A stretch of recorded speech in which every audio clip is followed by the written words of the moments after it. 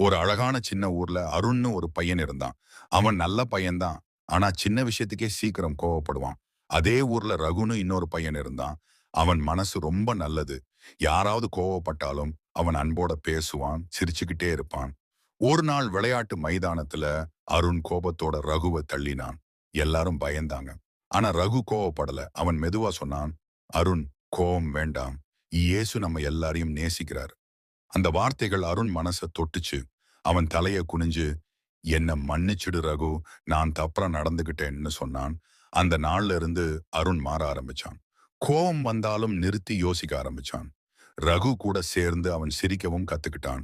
இப்போ 2 பேரும் நல்ல நண்பர்கள். ஒண்ணா விளையாடுவாங்க, ஒண்ணா ஜெபம் பண்ணுவாங்க. இந்த கதை நமக்கு சொல்லிக் கொடுப்பது இதுதான். கோபத்தை விட்டுட்டு அன்போட எல்லாரையும் நேசியுங்கள். இயேசு போல வாழ்ந்தா நம்ம வாழ்க்கை அழகா மாறும்.